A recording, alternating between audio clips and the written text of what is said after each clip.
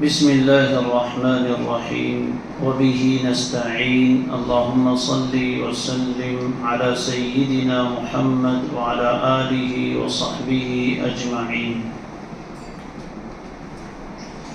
اللهم انفعنا بما علمتنا وعلمنا ما ينفعنا وزدنا ربنا علما.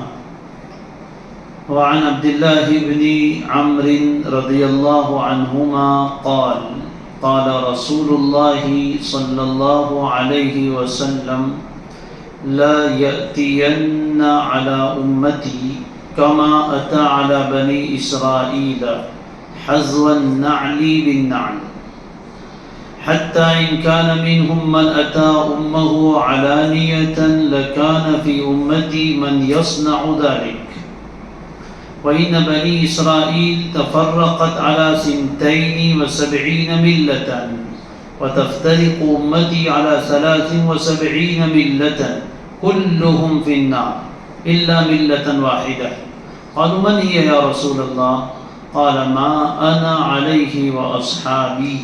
رواه الترمذی. حدیث افتراق الامہ، امت کے الگ الگ فرقوں میں بٹنے کو بیان کرنے والی حدیث بہت ہی اہم ہے، معنی کے اعتبار سے بھی اور سمجھنے کے اعتبار سے بھی. چند باتیں اس میں بہت زیادہ سمجھنے کی ہے. روایت کے راوی حضرت عبداللہ ابن عمرو ابن العاص رضی اللہ عنہما ہے. فرماتے ہیں رسول اللہ صلی اللہ علیہ وسلم نے ارشاد فرمایا لَيَأْتِيَنَّ، لام تاکید بانون تاکید ثقیلہ، ضرور بھی ضرور آئے گا. فاعل کیا ہے؟ محذوف. بین سطور زمان، ایک زمانہ ضرور بھی ضرور میری امت پر آئے گا، ایسا ہی جیسے کہ بنی اسرائیل پر آیا تھا. ایک قول یہ ہے کہ لَيَأْتِيَنَّ کا فاعل زمان ہے، یعنی میری امت پر بھی ایک ایسا زمانہ آئے گا جیسا کہ ایک زمانہ بنی اسرائیل پر آیا تھا. اور بعض کہتے ہیں کہ لَيَأْتِيَنَّ کا فاعل کما آتا، میری امت پر بھی ضرور ایسا ہی زمانہ آئے گا جو بنی اسرائیل پر آیا تھا. حذو النعل بالنعل، بالکل برابر سرابر، جیسے کہ ایک جوتا دوسرے جوتے کے برابر ہوتا ہے. حالات کی برابری کو تشبیہ دی گئی ہے. جوتے دو ہوا کرتے ہیں، کوئی چیز بالکل برابر ہو، ذرہ برابر بھی فرق نہ ہو تو اس کو تعبیر کرتے ہیں حذو النعل بالنعل. اس لیے کہ آدمی کے دو جوتے ہوتے ہیں، دونوں کا سائز بالکل سیم ہوتا ہے. ایسا نہیں کہ ایک جوتا 8 نمبر کا دوسرا 7 نمبر کا، ایسا نہیں ہوتا ہے. دونوں جوتے ایک ہی نمبر کے ہوتے ہیں. بلکہ پہلے زمانے میں جوتے جو بنائے جاتے تھے تو ایک جوتے کا سائز لے کر اس کو کاٹتے تھے، پھر اس کے وہ رکھتے تھے دوسرے چمڑے پر اور اسی کے سائز کا کاٹ لیا جاتا ہے. برابر، ایک دورے کا بھی فرق نہیں. حذو النعل بالنعل، بالکل برابر سرابر. ترجمہ سمجھ میں آ گیا؟ میری امت پر بھی ایسا برا زمانہ آئے گا، ایسا خواہش پرستی کا زمانہ آئے گا جیسا کہ بنی اسرائیل پر ایسا ہی زمانہ گزرا ہے. کیسا؟ حذو النعل بالنعل، بالکل برابر سرابر، جیسے دو جوتے آپس میں برابر ہوتے ہیں. حتی ان کان منہم من اتی امہ علانیۃ، یہاں تک کہ اگر ان میں سے کوئی ایسا آدمی گزرا ہے جس نے اپنی ماں کے ساتھ علانیہ طور پر زنا اور بدکاری کی تھی، لَكَانَ فِي أُمَّتِي مَن يَصْنَعُ ذَلِكَ، تو میری امت میں بھی کوئی ایسا آدمی ضرور ہوگا جو ایسا ہی کرے گا. یہ خواہش پرستی کی انتہا ہے کہ آدمی اپنی ماں کے ساتھ بدکاری کرے. اتنا پاکیزہ رشتہ جہاں ہر طرح کے ناپاک جذبات دم توڑ جاتے ہیں، لیکن آدمی کے اندر شہوت کا ایسا بھوت سوار ہو جائے، خواہشات اس قدر بڑھ جائے کہ اس کو ماں اور بیوی کا فرق بھی محسوس نہ ہونے لگے.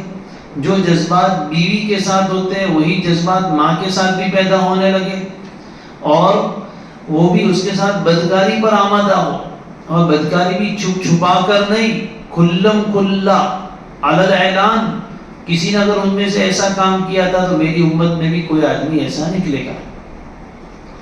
بات سمجھ میں آ گئی؟ اب اس میں امتی کا لفظ آیا ہے، سوال یہ کہ امت سے کون سی امت مراد ہے؟ پہلے بھی بتا چکا ہوں، دو قسمیں ہیں امت کی، ایک امت دعوت اور ایک امت اجابت، دونوں ہی باتیں کہی گئی ہے۔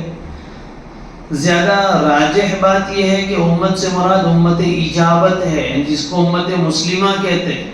میری امت مسلمہ پر ایسا زمانہ آئے گا جیسا بنی اسرائیل پر آیا تھا، یعنی وہ ہوں گے تو مسلمان ایمان والے، لیکن ان کے اوپر بھی حالات بگڑیں گے۔ اور حالات کیوں بگڑیں گے؟ اس لیے کہ کتاب و سنت کا اعتصام نہیں کریں گے۔ اگر کتاب اللہ کو اور سنت رسول اللہ کو مضبوطی سے تھامیں تب تو حالات بگڑنے کے نہیں، دینی اعتبار سے حالات اچھے ہی رہیں گے۔ حالات بگڑیں گے کب؟ جب کتاب و سنت کا دامن چھوڑیں گے، قرآن میں اور حدیث میں جو کہا گیا اس پر عمل نہیں کریں گے، تبھی تو حالات بگڑیں گے۔ تو میری امت کے اوپر بھی ایسی بدحالی آئے گی دین کے اعتبار سے کہ ان کے حالات بگڑتے بگڑتے کتاب و سنت کو مضبوطی سے پکڑنے کے بجائے خواہشات کے پیچھے چل پڑیں گے، تو ان کے اوپر بھی ویسی ہی ساری برائیاں در آئے گی جیسی بنی اسرائیل میں برائیاں در آئی تھی۔ یہاں تک کہ اتنا گھناؤنا کام کہ خود میں سے یعنی بنی اسرائیل میں کسی آدمی نے اگر اپنی ماں سے علانیہ زنا کیا تھا تو میری امت میں بھی کوئی ایسا نعوذ باللہ پیدا ہوگا جو ایسا کام کرے گا۔ تو پہلا قول ہے امت سے مراد امت اجابت، اور دوسرا قول یہ ہے کہ امت دعوت ہے۔ یہ معنی بھی ممکن ہے، اس کی بھی ایک وجہ نکل سکتی ہے، آگے اور اس کی ضرورت پڑے گی۔ پھر مزید یہ تو عملی طور پر بگاڑ ہوا، جس کی طرف اشارہ کیا، ماں کے ساتھ علانیہ طور پر بدکاری کرنا، یہ کون سی خرابیاں ہیں؟ عملی خرابیاں، بد عملیاں آئے گی۔ لیکن اب آگے بتا رہے عقیدے میں بھی خرابی آئے گی، عقیدے میں بھی فساد اور بگاڑ پیدا ہو جائے گا۔ اور عقیدے میں بھی بگاڑ کیوں آئے گا؟ اس لیے کہ کتاب و سنت کو چھوڑ دیں گے۔ وَإِنَّ بَنِي إِسْرَائِيلَ تَفَرَّقَتْ عَلَى 72 مِلَّةٍ، اور یقیناً بنی اسرائیل 72 فرقوں میں بڑھ گئے تھے۔ تفرقت، الگ الگ فرقے بن گئے، الگ الگ جماعتیں بن گئی تھی۔ کتنی؟ 70 اور 2 72 فرقوں میں بڑھ گئے تھے۔ دوسری روایت میں اس کی وضاحت ہے، آپ صلی اللہ علیہ وسلم نے فرمایا یہودی 71 فرقوں میں بٹے تھے، 71، نصارہ 72 فرقوں میں بٹ گئے، اور میری امت 73 فرقوں میں بٹے گی۔ ایک سے بڑھ کر ایک ہوئے نا، یہودی پہلے تھے وہ 71، اس کے بعد نصارہ آئے وہ 72، اور اس کے بعد ہم آئے، تو ہماری امت میں 73 فرقے ہوں گے۔ فرمایا بنی اسرائیل 72، بنی اسرائیل سے مراد یہاں کیا لیا جائے گا؟ دوسری روایت کی وجہ سے نصارہ، اس لیے کہ دوسری روایت میں یہودی کتنے فرقوں میں بٹے تھے؟ 71، تو نصارہ 72 فرقوں میں بٹے تھے۔ وَتَفْتَرِقُ أُمَّتِي عَلَى 73 مِلَّةٍ، اور میری امت، یہاں بھی وہی دونوں قول، راجح قول یہ ہے کہ امت مسلمہ 73 فرقوں میں بٹ جائے گی۔ اس امت میں بھی کتنے فرقے بنیں گے؟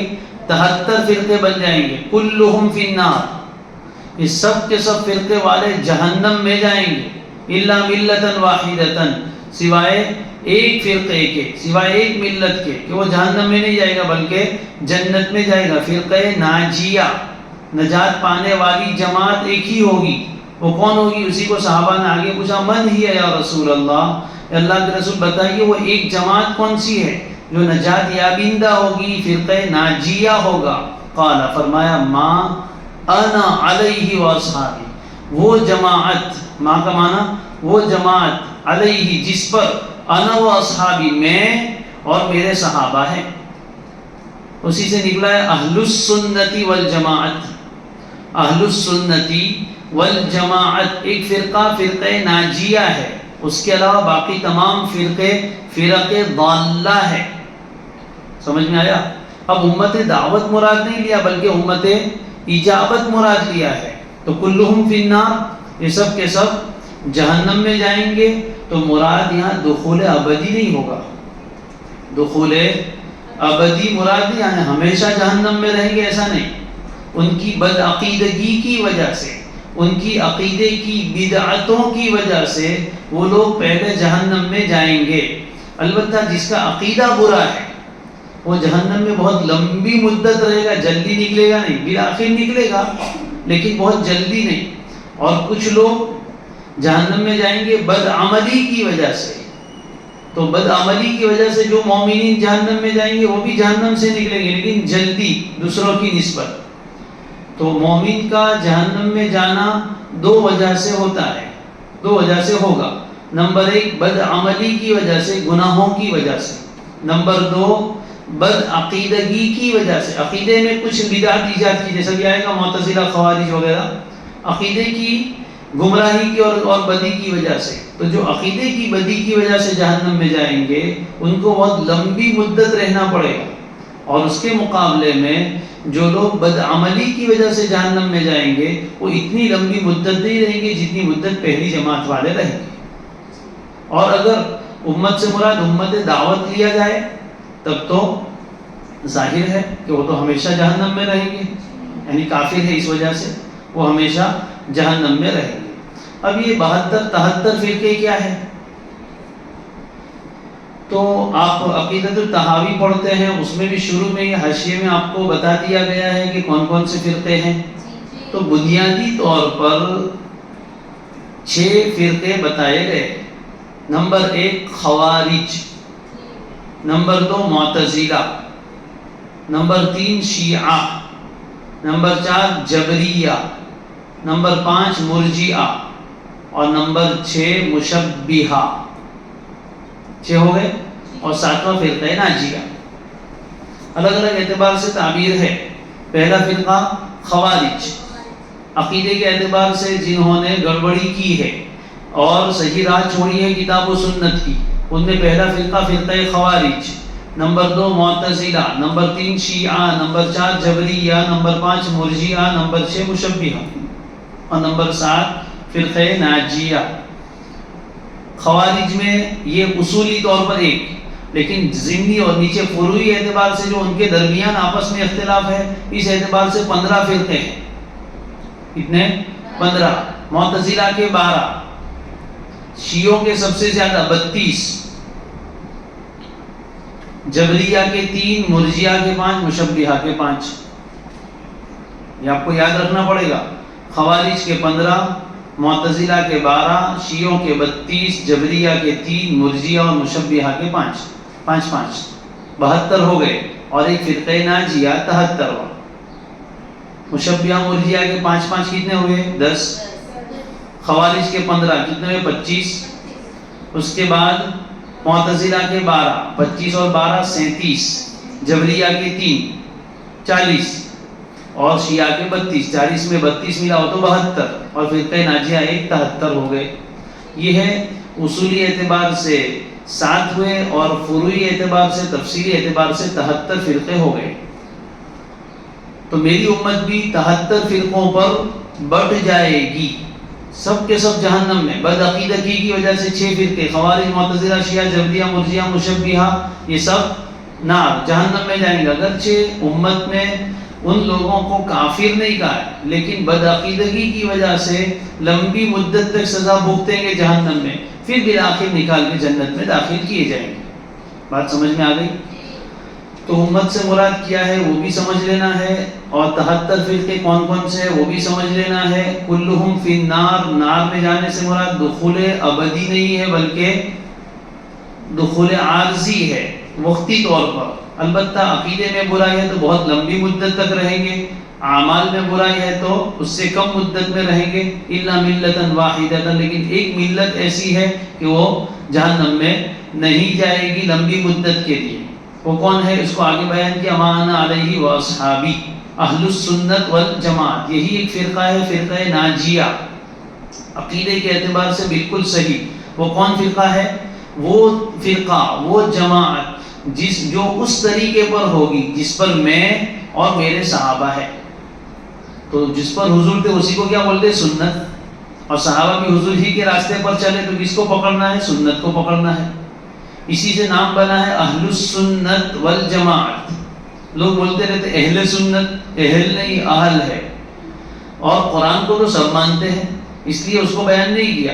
قرآن کے حجت ہونے پر تو سب متفق ہے، لیکن سنت رسول اللہ کو ہم حجت مانتے ہیں. ما انا علیہ، میں جس طریقے پر ہوں، حضور جس طریقے پر، اسی کو کیا بولتے؟ سنت رسول اللہ. اس لیے ہم بن گئے اہل السنت، حضور کے طریقے پر. وہ اصحابی، میرے صحابہ، تو صحابہ کی کیا بن گئی؟ جماعت. تو اسی سے بنا ہے اہل السنت والجماعت. جو اہل جماعت ہیں، جماعت صحابہ کو مانتے ہیں اور ان کے اجماع کو حجت مانتے ہیں، تو یہ اہل السنت والجماعت بن گئے. یہ نام کی وجہ تسمیہ ہو گئی. بات سمجھ میں آ گئی؟ اب یہاں سے ایک اور بات، اہم بات سمجھ لینی ہے کہ فرقے بنتے کیوں ہیں.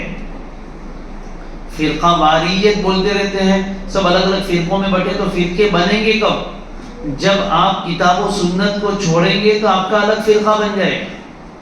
اگر سب لوگ کتاب و سنت پر ہی عمل کریں تو فرقہ بننے کا نہیں، کہ کتاب و سنت میں تو ایک ہی بات ہے، لہذا سب اسی کو مان کر چلیں، تو پھر الگ الگ جماعتیں بننے والی نہیں ہے. لیکن جو جماعت، جو لوگوں کا مجموعہ یا جو فرد کتاب اللہ اور سنت رسول اللہ کو چھوڑ دے گا تو ظاہر ہے اس کی بات الگ ہو جائے گی نا.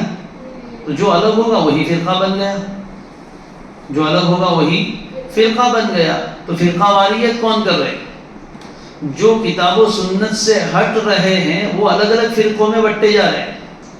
جو لوگ کتاب و سنت پر عمل کر رہے ہیں وہ فرقہ واریت نہیں کر رہے، وہ تو حق پر ہے. سمجھ رہے؟ لیکن جو لوگ کتاب و سنت کو چھوڑ رہے ہیں وہ نئے نئے فرقے بناتے چلے جا رہے ہیں. یہ مراد ہے. مثال کے طور پر تقدیر کے مسئلے میں دیکھ لیجئے، کتاب و سنت کے دلائل سے کیا بات ثابت ہوئی کہ تقدیر پر ایمان لانا ضروری ہے. آپ پیچھے پورا باب الایمان بالقدر پڑھ کے آئے. اب جو لوگ تقدیر پر ایمان لاتے ہیں وہ اہل السنت والجماعت ہے.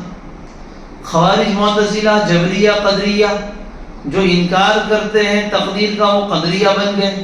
تو انہوں نے کس کا انکار کیا؟ سنت رسول کا اور کتاب اللہ کا. اس سے ہٹ گئے تو قدریہ ایک فرقہ بن گیا. جبریہ نے تقدیر کو اتنا ثابت کیا کہ مجبور محض بنا دیا، کتاب و سنت کی رہنمائی کے خلاف ہے، تو کتاب و سنت کو چھوڑا تو ایک الگ فرقہ بن گیا. سمجھ گئے؟ اسی طرح معتزلہ، خوارج، انہوں نے کتاب و سنت سے علیحدگی اختیار کی. کتاب و سنت کے دلائل جس چیز پر دلالت کر رہے ہیں وہ کیا ہے کہ اگر کسی آدمی سے گناہ کبیرہ کا ارتکاب ہو گیا تو کافر نہیں ہوگا، ایمان سے نہیں نکلے گا. یہ کتاب و سنت کے بے شمار دلائل سے ثابت ہے. لیکن معتزلہ نے تعویل غلط کر کے یہ معنی نکالا کہ ایمان سے نکل گیا تو پھانسی کے مخلد فی النار ٹھہرا دیا، یہ الگ بات نکالی. خوارج نے اس کو سیدھا کفر میں دھکیل دیا تو یہ الگ فرقہ بن گیا. سمجھ گئے؟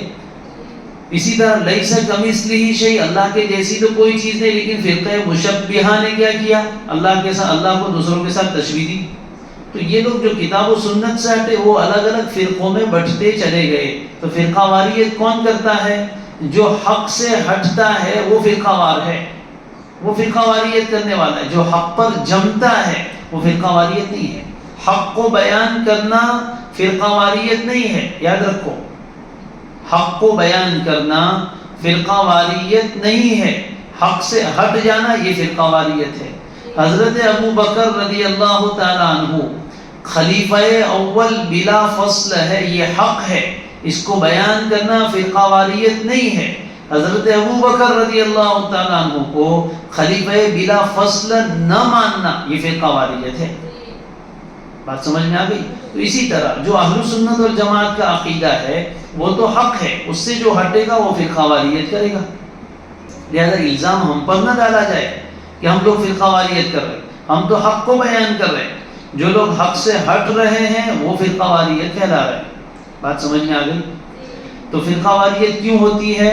کتاب و سنت کو چھوڑنے سے. باب الاعتصام بالکتاب والسنہ، کتاب و سنت کو مضبوطی سے پکڑو گے تو یہ فرقہ واریت نہیں ہوگی، الگ الگ جماعتیں نہیں بنے گی. اور کتاب و سنت کو چھوڑتے جاؤ گے تو الگ الگ جماعتیں بنتی جائے گی، اور ہر زمانے میں کچھ نہ کچھ ایسے ٹیڑھی عقل والے لوگ ہوتے ہی ہیں جو کتاب و سنت کو چھوڑیں گے، الگ الگ فرقے بنائیں گے۔ حضور نے پہلے سے خبر دے دی کہ میری امت میں بھی اس طرح کی فرقہ واریت ہونے والی ہے، یہ خبر بھی تھی، پیش گوئی بھی ہے، اور امت کو تنبیہ بھی فرمائی کہ ایسا نہ کرنا، کتاب و سنت کو چھوڑو گے تو جہنم میں جا گرو گے، بچنا ہے تو کتاب و سنت کا اعتصام کرو، مضبوطی سے اس کو پکڑ کے رکھو۔ بات سمجھ میں آ گئی؟ تو یہ حدیث بہت اہم ہے، اس کو کہتے ہیں حدیث افتراق امت، امت کا الگ الگ حصوں میں بٹ جانا۔ دوسری روایت بھی اسی مضمون کی ہے، وفی روایت احمد و ابی داود عن معاویہ رضی اللہ عنہ، اوپر والی روایت عبداللہ ابن عمرو بن العاص سے مروی تھی، یہ دوسری ابو داود میں اور مسند احمد میں حضرت امیر معاویہ کی سند سے مروی ہے۔ اس میں یہ سنتان و سبعون فی النار، اوپر کیا تھا کلہم فی النار، دوسری روایت میں کیا سنتان و سبعون، 72 فرقے جہنم میں جائیں گے، واحدۃ فی الجنہ، اور ایک فرقہ جنت میں جائے گا، وہی الجماعہ، کون سا فرقہ جنت میں جائے گا؟ الجماعہ، الجماعہ مطلب جو اجماع صحابہ کو مانتا ہے اور صحابہ کی روش پر چلتا ہے، وہ جو فرقہ جنت میں جائے گا۔ پھر آگے دوسری بات ارشاد فرمائی ہے وَإِنَّهُ، یہ فرقہ واریت کیوں ہوتی ہے؟ خواہش پرستی کی وجہ سے، حق پرستی نہیں، خواہشات کے پیچھے چلتے ہیں، اس کی دکھتی رگ پر ہاتھ رکھا ہے۔ فرقہ واریت کی جڑ بتائی ہے وَإِنَّهُ سَيَخْرُجُ فِي أُمَّتِي أَقْوَامٌ تتجارى بهم تلك الاهواء كما يتجارى الكلب بصاحبه لا يبقى منه عرق ولا مفصل الا دخله، اور یقیناً میری امت میں کچھ ایسے لوگ نکلیں گے، سيخرج في امتي اقوام، میری امت میں کچھ ایسے لوگ نکلیں گے، تتجارى، تجارا یتجارا تجارین، اس کے معنی سرایت کر جانا، بین السطور تدخل و تسری، سرایت کر جائے گی ان لوگوں میں، تلک الاہواء، وہ خواہشات، تلک اس میں اشارہ بعید حقارت کے لیے، خواہشات ان لوگوں میں ایسے سرایت کر جائے گی جیسے کہ کما، جیسے کہ یتجار الکلب بصاحبی، کلب نہیں ہے، کلب مطلب کتا، کلب معنی ہڑک، کتا کبھی ہرکا جاتا ہے، اس کو ایک بیماری لاحق ہوتی ہے جس میں وہ سب کو کاٹتا ہے، اور پھر جس کو کاٹتا ہے اس کو بھی زہر چڑھتا ہے، وہ دوسرے کو کاٹتا ہے، یہ سلسلہ چلتا ہے۔ تو پہلے اس میں جو حرک ہوتی ہے، آپ نے دیکھا ہوگا کتا ایک خاص اس کے اوپر زخم ہو جاتا ہے گلے پر یا اس طرح کی جگہ پر، پھر وہاں سے وہ بڑھتے بڑھتے بڑھتے اس کے پورے جسم میں سرایت کر جاتی ہے، جیسے کہ حرک اس حرک والے میں سرایت کرتی ہے، نہ کوئی رگ باقی رہتی، عرقن رگ، مفصل جوڑ، نہ کوئی رگ باقی رہتی ہے اور نہ کوئی جوڑ، مگر یہ کہ وہ حرک اس میں داخل ہو جاتی ہے، یعنی پورے طور پر وہ کتا کیسا ہرکایا ہوا ہوتا ہے، پورے جسم میں حرک سرایت کر جاتی ہے۔ اس کا علاج ایک ہی ہے کہ کتے کو مار دیا جائے، ورنہ وہ کاٹتا رہے گا سب کو، اور جس کو کاٹے گا اس کو بھی حرک لگائے گا، اور وہ پھر آگے دوسرے کو، وہ تیسرے کو، یہ سلسلہ تو بڑھتے ہی چلا جائے گا۔ اس لیے جہاں بھی کتا اس طرح کی بیماری میں مبتلا ہوتا ہے تو وہاں کے لوگ کیا کرتے ہیں؟ اس کتے کو ختم کر دیتے ہیں تاکہ یہ سلسلہ آگے نہ بڑھے۔ اسی طرح ان لوگوں میں بھی، یہ فرقہ واریت پھیلانے والوں میں، یہ جہنمی اور گمراہ اور فرق ضالہ میں بھی خواہشات سرایت کر جائے گی، اور اتنی کہ پوری ان کے اندر پورا قبضہ کر لے گی ان پر۔ اسی خواہش پرستی کی وجہ سے وہ کتاب و سنت کا دامن چھوڑیں گے اور غلط راہ پر پڑ جائیں گے۔ سمجھ گئے؟ تو معلوم ہوا کہ خواہش پرستی بہت خطرناک مرض ہے، انسان کو کسی کام کا نہیں رہنے دیتے، اور اس خواہشات کی وجہ سے آدمی خود تو بدلتا نہیں، لوگ خود تو بدلتے نہیں، لوگ قرآن کو بدل دیتے ہیں۔ یعنی جب خواہش آ گئی اور قرآن و سنت کی کوئی تعلیم اپنی خواہش کے خلاف ہے تو کیا کرتے ہیں؟ اپنی خواہش کو چھوڑتے نہیں ہیں، قرآن و سنت میں تحریف کر کے اس کا ایسا معنی بیان کرتے ہیں جو اپنی خواہش کے مطابق ہو۔ تو یہی تو فرقہ واریت کرے گی۔ جو جتنے فرقے ضالہ ہے، یہ خوارج، معتزلہ، شیعہ وغیرہ، یہ لوگ بھی اپنے قول کے اوپر دلیل لاتے ہیں قرآن و حدیث سے ہی، سمجھ گئے؟ لیکن قرآن و حدیث سے جو دلیل پیش کرتے ہیں وہ دلیل کیسی توڑ موڑ کے پیش کرتے ہیں، اس کی غلط تعویل کرتے ہیں، اس کا غلط معنی بیان کرتے ہیں جو متکلم کی مراد نہیں ہے۔ اور ایسا کیوں کرتے ہیں؟ ان کے دل میں جو بات آ گئی، ان کے دل میں، ان کے دماغ میں جو بات آ گئی، کھینچ تان کے قرآن و حدیث کو اس پر منطبق کرتے، تبھی گڑبڑ ہوتی۔ خود قرآن و حدیث کے تابع بننا چاہیے، نہ کہ اپنی عقل اور اپنی خواہش اور اپنی رائے کے تابع کر دیا جائے قرآن و حدیث کو۔ تو جتنے فرقہ والیت والے ہیں، جتنے غلط فرقے والے ہیں، انہوں نے کتاب و سنت کو کھینچ تان کے اپنی خواہشات پہ چلایا، نتیجہ یہ ہوا کہ وہ الگ گمراہ فرقے بن گئے۔ اور ہم اہل السنت والجماعت کا مسئلہ کیا ہے کہ ہمیں اپنی خواہشات پر نہیں چلنا ہے۔ کتاب و سنت کی کوئی تعلیم ہماری خواہش کے خلاف ہو تو ہم اپنی خواہش کو چھوڑیں گے، کتاب و سنت پر عمل کریں۔ اپنی کوئی تحقیق اگر کتاب و سنت کی بیان کردہ بات کے خلاف ہے تو اپنی تحقیق کو 3 طلاق دے دیں گے اور کتاب و سنت کی تعلیم کو اپنا لیں گے۔ بات سمجھ میں آ گئی؟ تو اہل السنت والجماعت انتہائی مضبوط کڑا ہے، کبھی بھی اس کو چھوڑنے کا نہیں، کچھ بھی ہو جائے، ہمیں سمجھ میں آئے یا نہ، اس لیے کہ اس طریقے پر چل کر لمبی جماعت گئی ہے، صحابہ سے لے کر حضور کے بعد صحابہ اور صحابہ سے لے کر ائمہ مجتہدین اور بڑے بڑے حضرات اسی راستے پر چل کر گئے۔ اگر ہم نعوذ باللہ کوئی الگ راستہ اختیار کرتے ہیں تو اس راستے پر چلنے والے ہم اکیلے ہو جائیں گے۔